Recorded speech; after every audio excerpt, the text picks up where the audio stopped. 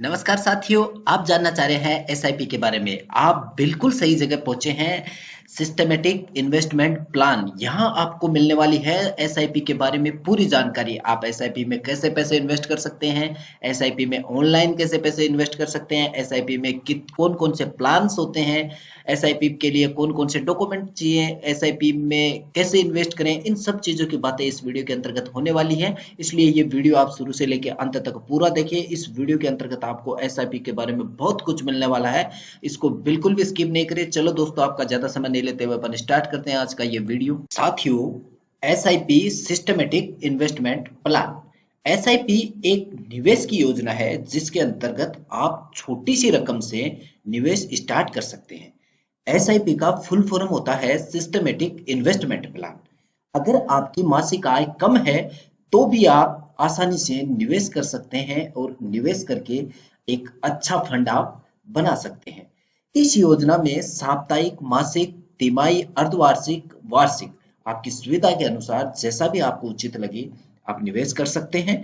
आप अपनी आय के हिसाब से एसआईपी निवेश की राशि तय कर सकते हैं। मतलब आपकी आय कम है तो आप कम निवेश कर सकते हैं और आपकी आय ज्यादा है तो आप ज्यादा निवेश कर सकते हैं।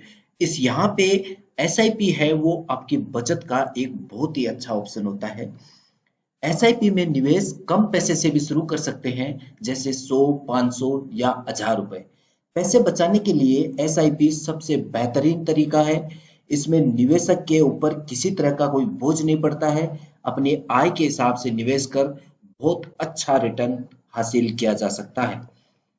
एसआईपी में निवेश करने के लिए इंटरनेट पर कई प्रकार के प्लेटफॉर्म उपलब्ध होते हैं। निवेश के लिए कहीं आने जाने की आपको जरूरत। अब अपन जानेंगे एसआईपी के लिए कौन से डॉक्यूमेंट जरूरी होते हैं। एसआईपी में निवेश करने के लिए कुछ डॉक्यूमेंट जरूरी होते हैं। Aadhaar card, PAN card, bank account statement, passport size photo, cheque book. ये डॉक्यूमेंट आपको एसआईपी में निवेश करने के लिए जरूरी होते हैं। ये डॉक्यूमेंट होने पर आप आसानी से एसआईपी में निवेश कर सकते हैं। इसके लिए ऑनलाइन एप्लीकेशन के जरिए या वेबसाइट के जरिए अकाउंट बनाकर आप निवेश स्टार्ट कर सकते हैं। इसके लिए आपको डीमैट अकाउंट खुलवाना आवश्यक होता है। म्यूचुअल फंड में निवेश करने के लिए केवाईसी की प्रक्रिया करवाना जरूरी होता है। बिना केवाईसी के निवेश नहीं किया जा सकता। केवाईसी प्रक्रिया को ऑनलाइन या ऑफलाइन भी कर सकते हैं। अब आता है एनएवी। एनएवी क्या होता है? एनएवी का पूरा नाम नेट असेट वैल्यू होती है। म्यूचुअल फंड में निवेश एनएवी के मुताबिक किसी म्यूचुअल फंड में एसआईपी के जरिए निवेश करते हैं, उस वक्त असेट वैल्यू के मुताबिक म्यूचुअल फंड के 1 यूनिट की कीमत तय की जाती है। एसआईपी में क्या रिस्क होता है? देखो, अपन कहीं पैसे इन्वेस्ट करते हैं तो उसमें रिस्क तो जरूर होता है। इसलिए एसआईपी में क्या रिस्क होता है?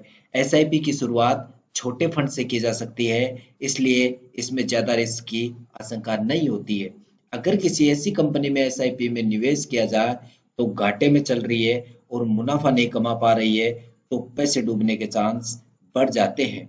अगर एसआईपी में निवेश कम समय के लिए किया जाता है तो आपको नुकसान हो सकता है।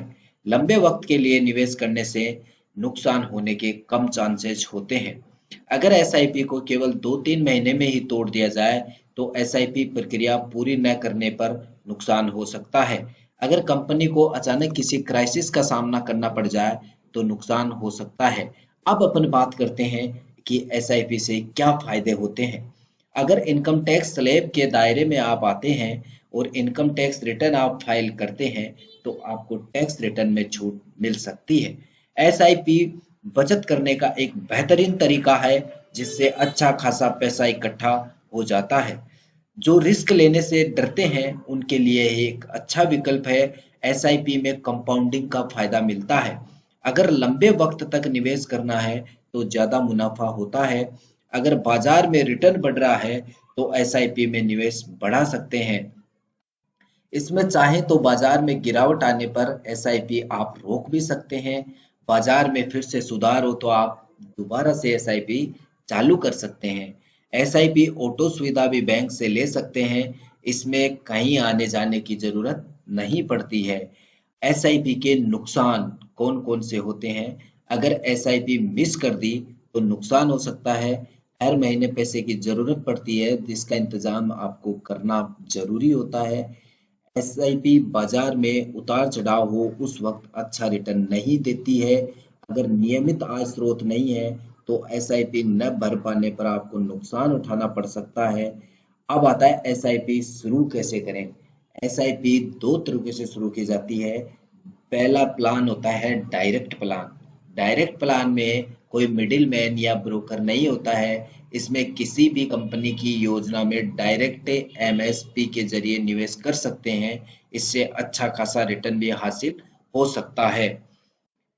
शुरुआती दौर में या नए निवेशक के लिए यह सही नहीं है, क्योंकि इसमें कोई गाइड करने के लिए नहीं होता है। इससे नुकसान के चांस आपके बढ़ जाते हैं। दूसरा प्लान होता है रेगुलर प्लान। रेगुलर प्लान में मिडिल मैन या ब्रोकर शामिल होते हैं। इसमें ब्रोकर एएमसी से स्कीम खरीद लेते हैं, जिसके बाद वे निवेशक के जरिए निवेश करवाते हैं। इससे नए निवेशक को नुकसान होने के कम चांस होते हैं। इसमें ब्रोकर निवेशक को सही म्यूचुअल फंड में निवेश करने के लिए सिफारिश करते हैं। इससे निवेशक को भी आसानी होती है।